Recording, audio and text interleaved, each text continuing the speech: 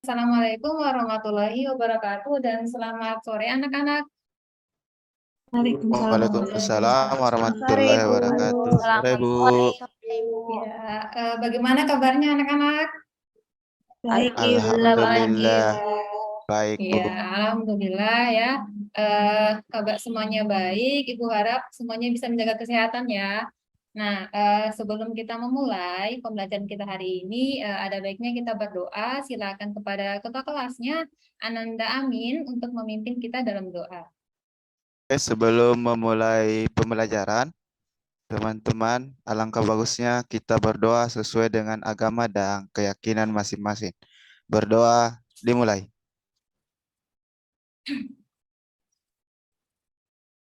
Selesai. Ya, baik. Terima kasih. Sekarang Ibu akan mengecek kehadirannya ya. Apakah semuanya hadir? Ataukah ada yang berhalangan hadir hari ini? Coba dilihat sekelilingnya. Liza sepertinya tidak ada Bu.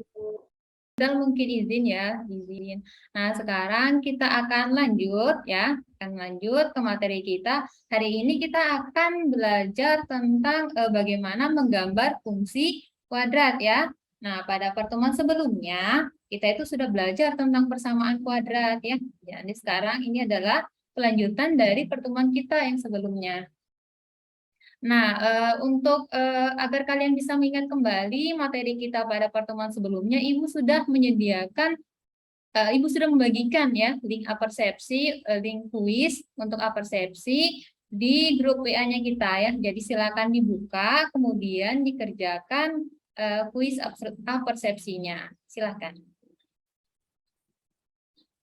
Apabila ada yang mengalami kesulitan saat membuka kuisnya, bisa dikomunikasikan nanti dengan Ibu ya.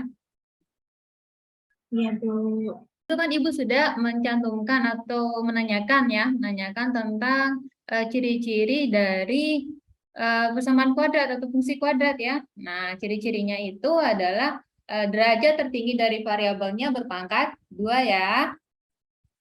Nah, oke, kita akan lanjut ke apa saja penerapan dari fungsi kuadrat dalam kehidupan kita ya.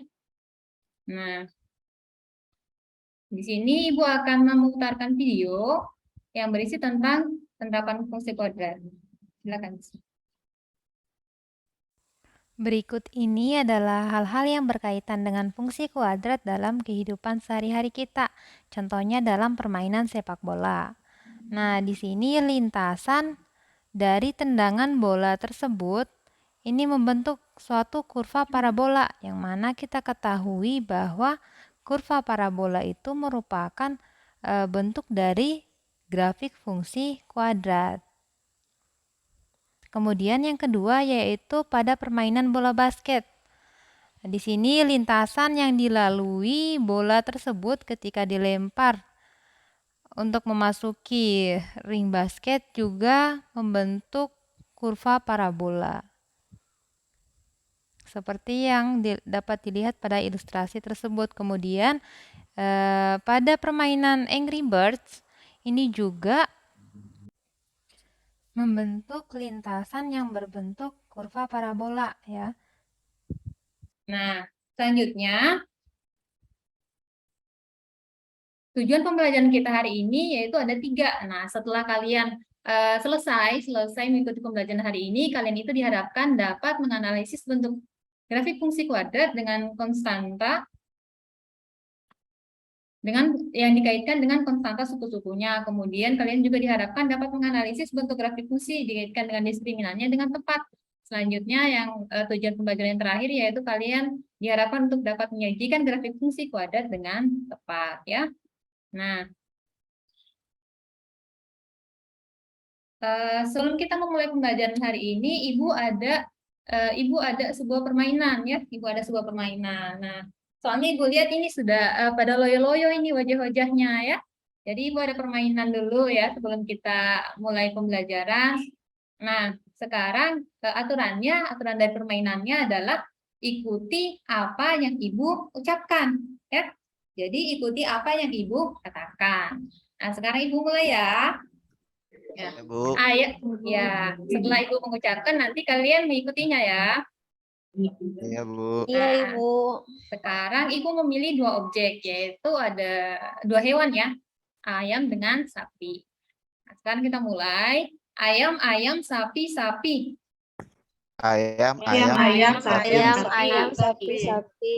Ya, baik. Kemudian ayam, sapi, ayam, sapi. Ayam, sapi, ayam, ayam, sapi, ayam, sapi. Baik. Oke, nah yang ketiga. Ayam, sapi, ayam, ayam.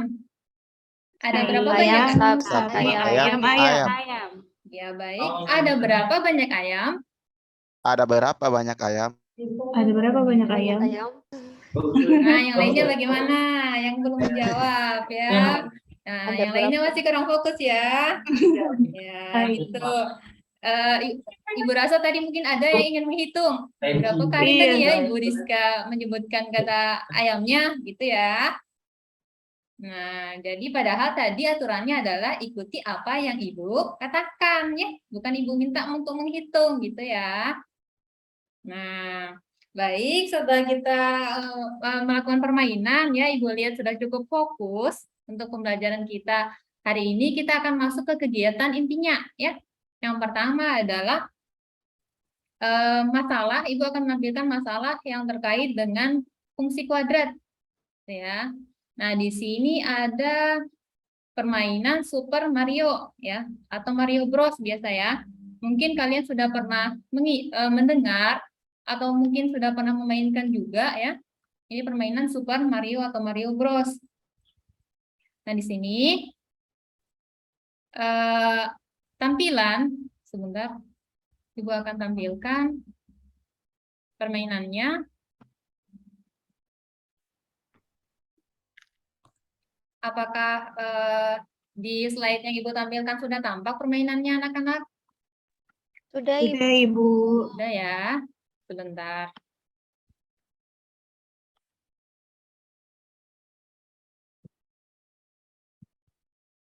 Nah, di sini adalah contoh permainan Super Mario, tapi permainan di sini sudah Ibu modifikasi ya, sudah dimodifikasi ya. Kemudian di sini Ibu gunakan untuk membantu kita dalam memahami materi fungsi kuadrat ya. Nah, di sini Mario, ini adalah Mario, namanya Mario ya. Nah, kemudian di sini ada koin. Jadi di sini di permainan Super Mario itu kita akan membantu Mario agar dia bisa melompat sehingga dia memperoleh koin tersebut. Gitu ya. Nah, coba diperhatikan. Bentuk dari lintasan lompatnya berbentuk seperti apa anak-anak? Ayo, kurvanya berbentuk seperti apa? Parabola, Ibu. Iya, ya. Jadi kurva atau lintasan lompatan dari Mario ini berbentuk seperti parabola ya. Yang mana kita ketahui kalau parabola itu merupakan gambaran dari fungsi kuadrat gitu ya. Jadi permainan Super Mario ini dia menerapkan konsep fungsi kuadrat. Nah, sekarang kita akan belajar kalau dalam matematika bagaimana sih caranya kita membuat grafik dari fungsi kuadrat tersebut ya. Nah, tentunya grafik itu berbentuk seperti ini ya, seperti melengkung ya, seperti parabola gitu ya. Nah, sekarang Ibu sudah membagi kelompoknya ya. Ibu sudah membagi kelompoknya sesuai yang Ibu bagi pada pertemuan sebelumnya gitu ya. Nah, sekarang Ibu akan periksa apakah semuanya sudah duduk di kelompok masing-masing. Sudah, Ibu. Sudah, Ibu. Ya, sudah ya. Hanya ada satu kelompok yang kekurangan anggotanya karena ada satu yang tidak hadir tadi ya. Ada Ananda Rizal lagi izin ya, jadi belum bisa bergabung untuk mengikuti pembelajaran kita hari ini. Nah, berikutnya Ibu akan memaparkan sedikit, mengarahkan bagaimana cara kita mengisi LKPD ini. Apakah LKPD-nya sudah tampil pada slide anak-anak? Sudah, Bu. Sudah, Nah, Ibu. ya. Jadi LKPD-nya adalah ini. Nah, di sini kalian nanti diminta untuk menuliskan nama kelompok ya. Nama kelompoknya seperti kelompok 1, kelompok 2 dan seterusnya ya. Sampai 4 kelompok. Kemudian anggotanya silakan dituliskan di sini. Nah, berikutnya di sini nanti ada petunjuknya, nanti kalian bisa baca. Kemudian di sini ada kegiatan 1 sampai kegiatan 4 ya. Nanti kalian diminta untuk mengisi titik-titik pada kolom ini. Mengisi ini ya, yang masih kosong, kolomnya nanti tolong dilengkapi. Kemudian setelah kalian memperoleh titik-titiknya, seperti arahan di sini, kalian nanti diminta untuk menggambarkan titik-titik koordinatnya atau menuliskan titik-titik koordinatnya pada kertas berpetak yang sudah Ibu sediakan ya, yang sudah ada di dalam LKPD. Nah, setelah kalian buat koordinat titik-titiknya, kemudian nanti kalian hubungkan koordinat titik-titik tersebut sehingga dia membentuk satu grafik fungsi kuadrat gitu ya. Sudah paham anak-anak? Ya, Bu. Paham, Ibu. Kan dikerjakan LKPD-nya masing-masing ya. Diskusikan dengan temannya, dengan teman kelompoknya. Kalau misalnya ada yang masih belum dimengerti atau belum dipahami, boleh ditanyakan ke Ibu ya. Silakan. Untuk waktu pengerjaan LKPD-nya ini Ibu berikan 60 menit ya, atau 1 jam ya.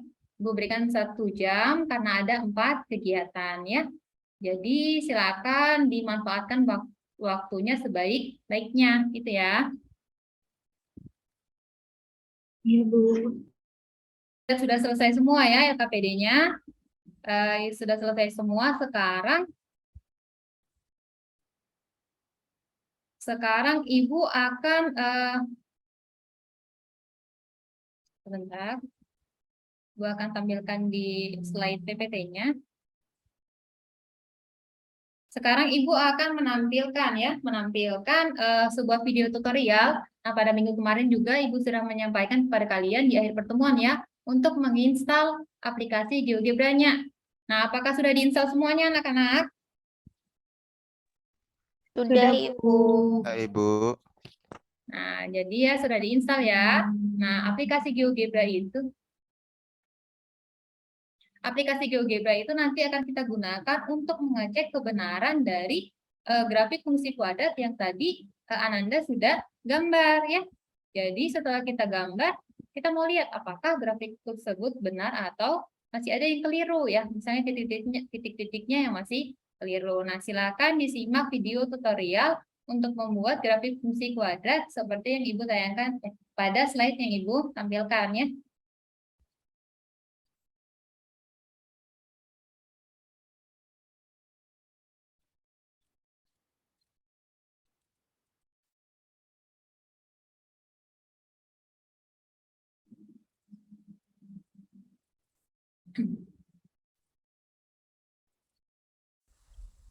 Pada kolom tanda tambah ya, pada baris yang ada tanda tambahnya.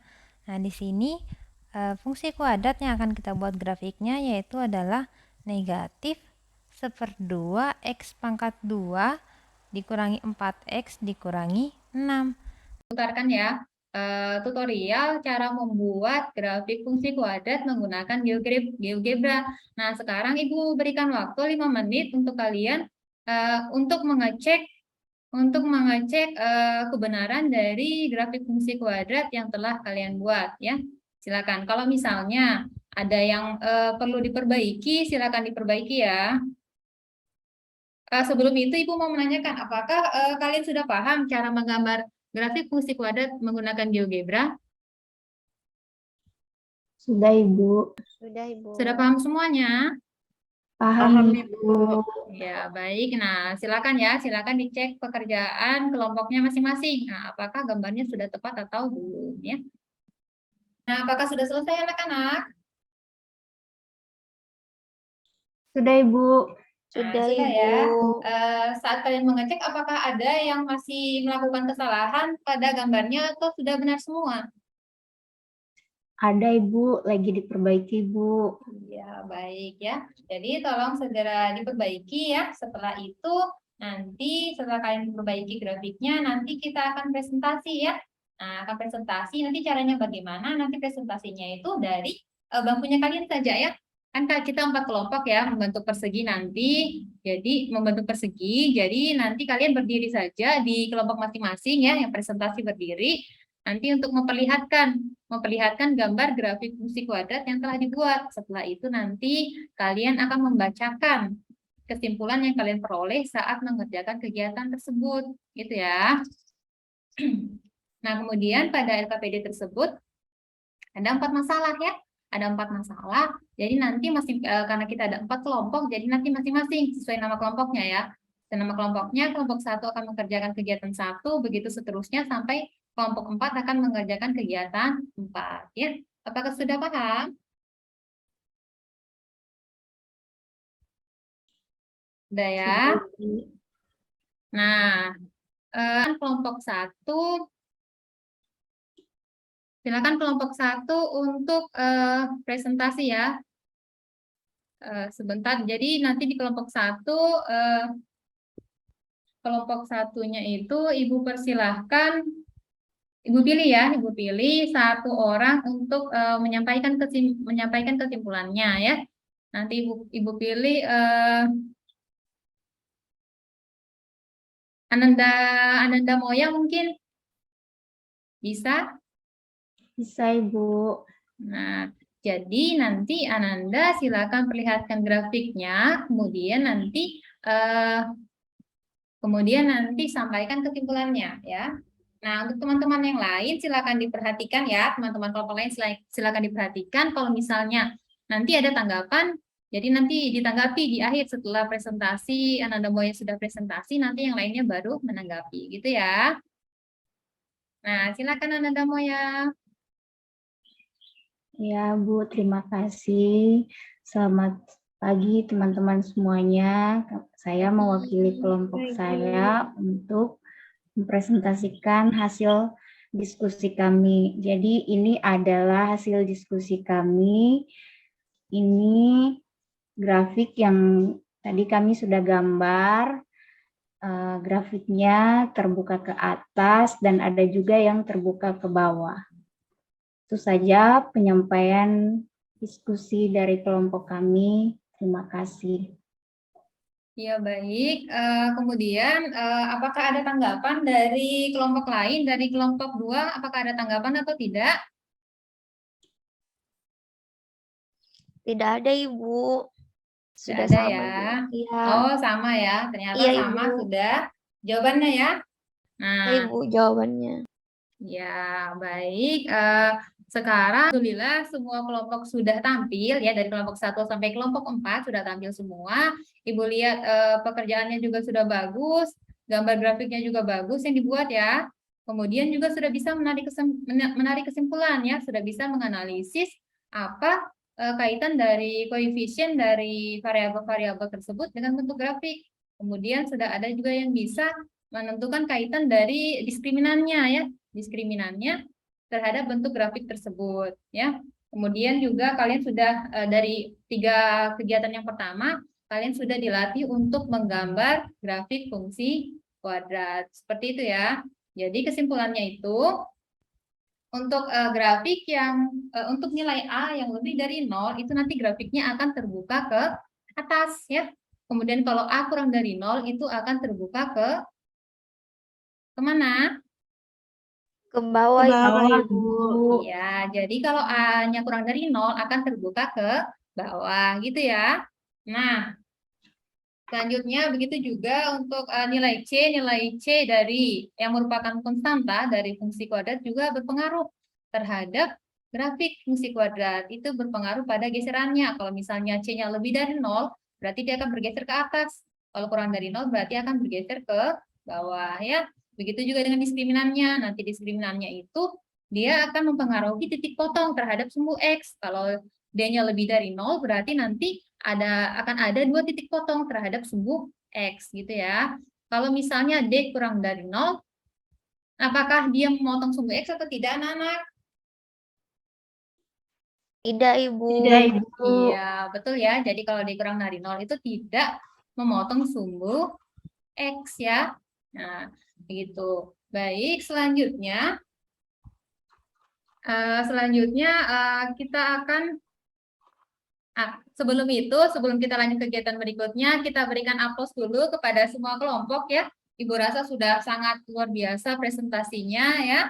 sudah sangat luar biasa presentasinya, kemudian kesimpulannya juga sudah sangat bagus ya. Jadi Ibu harapkan ke depannya kalian juga seperti ini ya diskusinya. Jadi presentasinya bagus, diskusinya juga berjalan dengan lancar. Seperti itu ya. Nah, sekarang Ibu akan membagikan lembar tugas ya. Ada penugasan yang akan Ibu berikan, Ibu akan bagikan. Nanti tugasnya itu dikerjakan di rumah gitu ya. Dikerjakan di rumah, kemudian setelah dikerjakan nanti difoto, kemudian dikirimkan secara pribadi ya, dikirimkan ke WA-nya Ibu gitu ya. Jadi untuk batas waktu pengerjaan tugasnya itu sampai jam 9 nanti malam ya. Apakah sudah dipahami? Paham, Ibu. Paham, Ibu. Menurut anak-anak, apakah jam 9 itu sudah cukup waktunya? Sampai jam 9 malam? Cukup, Ibu. Ya, jadi nanti di tugasnya itu ya, dilihat ada 3 nomor ya, ada 3 nomor. Nanti yang pertanyaan ke-1 dan kedua, itu nanti kalian diminta untuk menganalisis, dan yang ketiga disuruh menggambar grafik. Jadi Ibu rasa waktunya cukup ya, sampai jam 9 malam, gitu ya. Nah, baik, hari ini kita sudah belajar tentang cara menggambar grafik fungsi kuadrat ya. Jadi kalian tadi sudah menggunakan LKPD-nya ya, menggunakan LKPD-nya mengerjakan semua kegiatan-kegiatannya. Jadi di situ kalian sudah dibimbing untuk bagaimana langkah-langkah untuk menggambar grafik fungsi kuadrat dari mengisi tabel ya, kemudian menuliskan titik koordinat, kemudian menghubungkannya sehingga menjadi suatu grafik fungsi kuadrat ya. Ibu juga sudah berikan tadi penugasan. Ibu harapkan nanti bisa dikumpulkan tepat waktu ya. Semakin cepat dikumpulkan semakin bagus ya. Nah, baiklah untuk pembelajaran kita hari ini sampai di sini saja. Pada pertemuan kita selanjutnya kita akan lanjut mengenai bagaimana menentukan fungsi kuadrat, dari informasi yang telah diberikan di soal. Kalau tadi kita sudah diberikan fungsi kuadratnya, kemudian kita diminta untuk menggambar, nanti di minggu depan kita belum diberikan fungsi kuadratnya ya. Belum diberikan fungsi kuadrat, tapi diberikan beberapa informasi di soal. Nah, dari situ nanti baru kita menentukan fungsi kuadrat. Nah, jadi di minggu depan itu nanti kita akan melanjutkan untuk bermain Super Mario ya. Kita akan melanjutkan untuk bermain Super Mario. Jadi di situ kita akan membantu Mario agar dia bisa menyelesaikan petualangan-petualangannya ya. Nah, untuk itu nanti kalian diharapkan bisa menyiapkan peralatan yang dibutuhkan ya.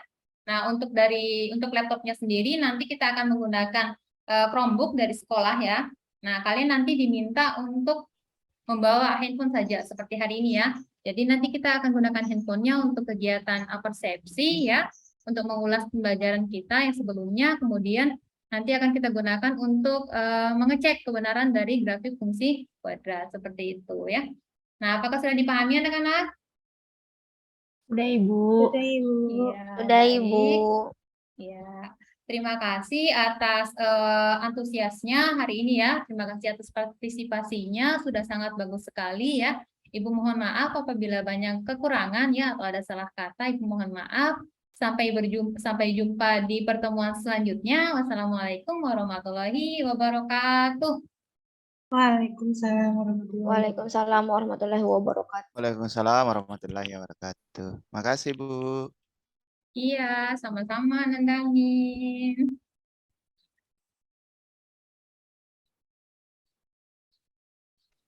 Rizka sudah ya? Iya, sudah Ibu. Iya.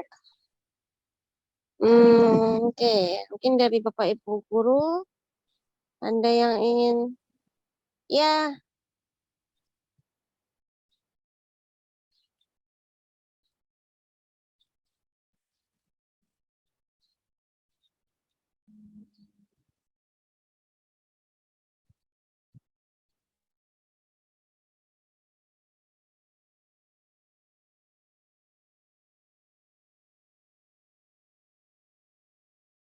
Ya mungkin Bapak Ibu yang ya, Ibu Atau mungkin mau dari Pak Haryanto terlebih dahulu? Oh, tadi kayaknya ada Ibu Dina tadi ya, mau bicara kan? Tidak, Ibu.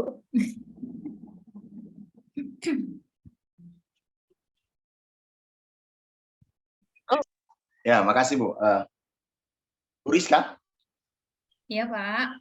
ya, mungkin ke bagian pendahuluan tadi saya perhatikan tentang video yang Ibu tampilkan. Di situ video hal-hal apa ya di situ tadi ya? Sebentar saya ingat Penerapan, dulu. Pak. Penerapan. Iya. Nah, Contoh. di situ penerapan. Kalau kira-kira ini kan materinya mereka sudah belajar tentang grafik fungsi ya. Iya. Mereka sudah belajar tentang grafiknya itu bahwa bentuknya lengkungan ya. Betul atau tidak? Atau baru kali ini? Baru kali ini, Pak. Jadi sebelumnya itu masih persamaan kuadrat, belum ada grafiknya. Ya, berarti kan harus diberi apa namanya konsep dulu bahwa karena Ibu tadi memunculkan apa namanya ya. Ya begitu. Jadi andai kan tadi saya siswa, saya bingung. Ini penerapannya apa? Nah, gitu. Lalu ada itu yang pertama, Bu. Jadi ada kebingungan ini apa kok apa hubungannya persamaan kuadrat dengan hal-hal yang Ibu tampilkan? Karena Ibu tidak sampaikan dulu bahwa grafiknya itu modelnya seperti ini, kan gitu loh. Grafiknya modelnya seperti ini. Maka ya, jadi ada yang disebut dengan hal-hal yang berkaitan, ada yang disebut dengan penerapan. Jadi beda Bu ya, dua hal yang berbeda. Hal-hal yang berkaitan dengan penerapan. Hal-hal yang berkaitan dengan kurva itu bisa jadi contoh lintasan bola jatuh. Itu kan itu hal-hal yang berkaitan dengan persamaan kuadrat. Tapi kalau penerapan persamaan kuadrat, fungsi kuadrat sendiri ada juga. Penerapan fungsi kuadrat itu mungkin di konstruksi bangunan. Itu menentukan titik-titik itu pada saat terutama bangunan-bangunan yang bentuknya kurva lengkungan. Nah, itu penerapannya di situ persamaan kuadrat, fungsi kuadrat. Jadi ada hal-hal yang berkaitan, ada penerapan. Jadi itu dua hal yang berbeda, Bu ya. Nah, jadi boleh kalau Ibu gunakan yang tadi itu adalah hal-hal yang berkaitan. Nah, tapi kalau penerapan itu beda lagi. Nah, seperti itu, Bu ya.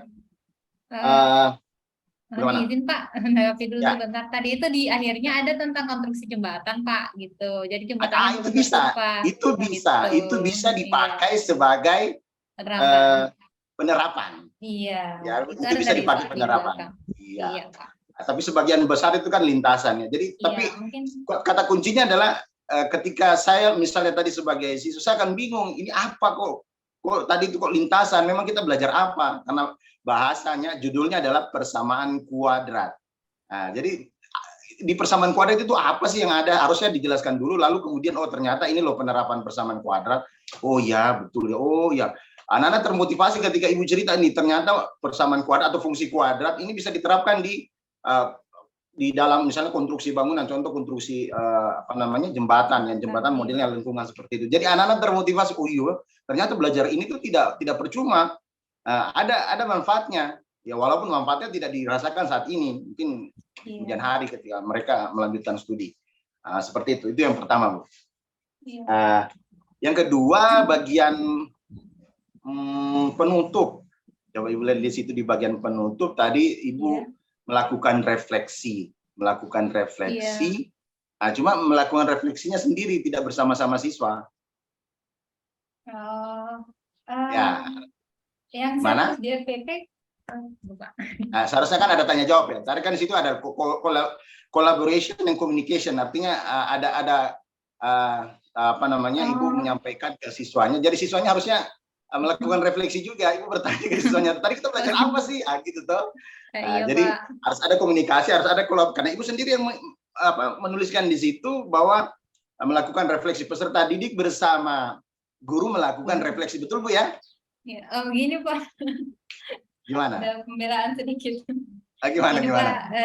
Gini Pak, sebenarnya kemarin ini berdasarkan sarannya Ibu Etri di pertemuan kita yang awal-awal itu kalau direfleksi untuk menghemat waktu, katanya kan dari guru saja gitu. Cuma sayanya yang lupa gitu. Jadi Lupa kesimpulan di LKPD, iya, saya lupa perbaiki Oh, Pak di oke, RPP gitu. Jadi kesimpulan Ya. kesimpulan LKPD itu bersama-sama dengan siswa, tapi kesimpulan refleksi di akhir itu cuma dari gurunya gitu untuk menghemat waktu. berarti Seperti itu Pak. berarti lupa dihapus saja Bu Iya, ya. iya Pak, gitu. Pembelaannya diterima Bu. Oke, tapi overall Bu luar biasa, jempol 2. Terima kasih Ya. Pak atas sarannya. Akan Ya, saya kembali ke Ibu. depannya. Sambil menunggu Ibu Etri mungkin. Bapak Ibu yang lain ada masukan atau saran untuk proses pembelajarannya?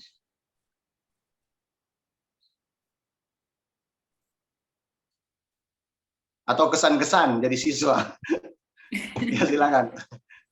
Biasanya kalau kita jadi siswa baru kan kelihatan, oh ternyata ada yang kurang di sini, oh ada yang kurang di sini. Kan Bapak Ibu tadi jadi berperan sebagai siswa, kira-kira apa yang kurang? Ya biasanya nanti kalau sudah di real class itu nanti baru kelihatan ya. Deg-degannya, harus menguasai sintaknya itu. Jangan sampai ya itu saya ingat kata Ibu Etri, jangan sampai pada saat PPL nanti Ibu bawa selembar kertas itu, jadi harusnya semua sudah di dalam sintaknya itu. Proses pembelajaran itu harusnya sudah di dalam. Jadi jangan Ibu lihat sintaknya lagi, ngapain sekarang ya? Ngapain lagi sekarang ya? Gitu, jangan sampai seperti itu. Kalau sekarang kan belum kelihatan, nanti pada saat PPL-nya baru nanti kelihatan. Nanti pasti ada itu 1-2 yang kelupaan, itu hal yang wajar ya menurut saya. Cuma jangan sampai terlalu banyak yang dilupakan. Seperti itu. Oke, Bapak Ibu yang lain. Saya Pak. Ya, silakan Bu Ayu. Ya, terima kasih atas kesempatannya Pak. Untuk yang bagian LKPD, ini kan sebenarnya saya juga meminta saran kepada Bapak Ibu. Kan di LKPD itu ada petunjuk pengerjaan dari LKPD. Apakah memang kita harus menjelaskan apa yang harus dilakukan anak-anak di LKPD atau tidak usah? Karena kalau misalnya yang tadi kayak Ibu Rizka, kalau kita menjelaskan lagi dari awal sampai akhir apa yang ada di LKPD, itu bisa memakan waktu, lumayan waktu 3 menit, itu bisa digunakan untuk yang lain. Itu saja sih sebenarnya. Bagaimana Bapak Ibu? Ya, ada hal-hal yang perlu dijelaskan, ada hal-hal yang kayaknya tidak perlu dijelaskan. Contoh, petunjuk yang Bapak Ibu sudah tulis. Ya, tujuannya petunjuk itu sebenarnya arahan buat peserta didik untuk mengerjakan LKPD sebenarnya tidak usah dijelaskan.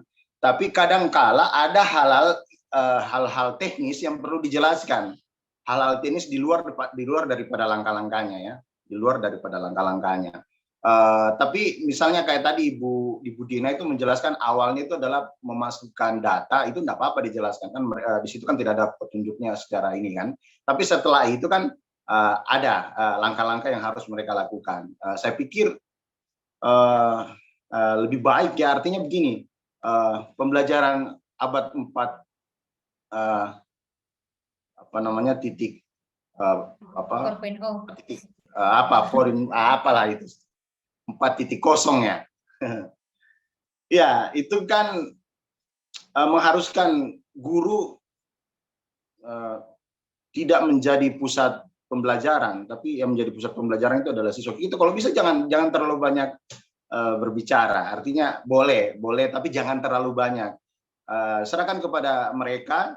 Artinya lebih banyak pembelajaran itu di mereka.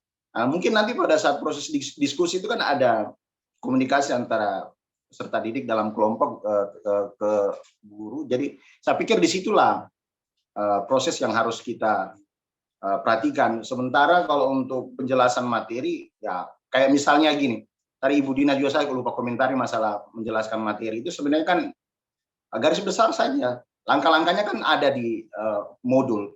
Tujuannya modul itu kan ketika misalnya peserta didik bingung dalam mengerjakan LKPD-nya kan mereka bisa lihat di modul. Itulah tujuannya modul mereka gunakan. Jadi saya pikir kalau sudah ada di LKPD Bu Ayu, lebih baik nggak usah dijelaskan. Kan apa fungsinya langkah-langkah itu ya, atau petunjuk LKPD itu kan kalau kemudian mereka tidak gunakan. Saya pikir kalau sudah ada di situ ya lebih baik kita tidak usah jelaskan. Seperti itu Bu Ayu. Atau mungkin pendapat Bapak Ibu yang lain?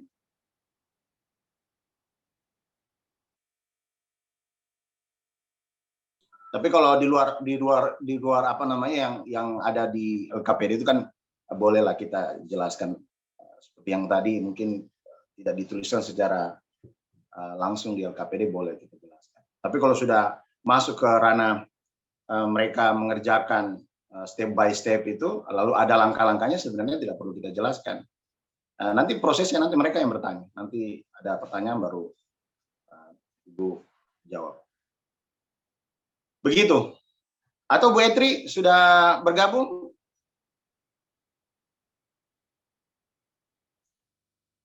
Ya, belum ya. Kadang begini Bapak, ini pengalaman ya, terutama kita punya peserta didik itu kurang dalam hal kompetensi, apalagi kemampuan mereka berhitung. Memang dilematis bagi kita untuk mendesain pembelajaran yang terpusat di peserta didik. Kadang kalau yang seperti itu kadang malah mereka ya apa namanya ya banyak diam, kadang kayak bingung. Jadi ujung-ujungnya kadang itu ya kita sebagai guru yang kemudian akhirnya banyak menjelaskan ya.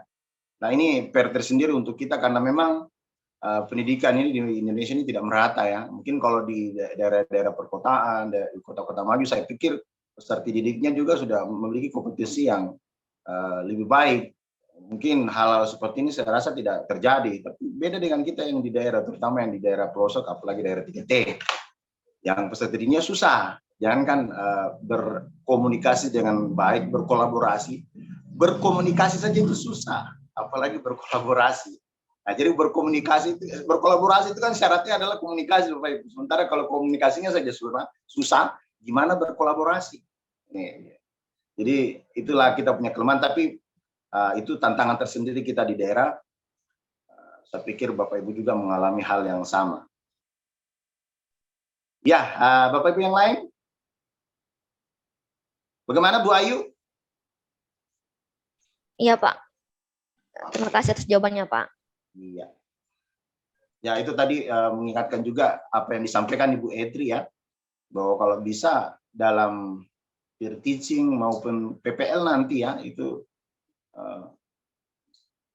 manajemen waktu. Kalau peer teaching ini diminta 30 menit ya dibuat singkat-singkat saja. Nanti ketika di PPL seperti apa, kalau di PPL memang kan sesuai dengan perangkat ya, jadi harus diperhatikan masalah waktunya. Stop record dulu. Oh ya, silakan. Ya, terima kasih Pak atas masukannya. Ya, sama-sama.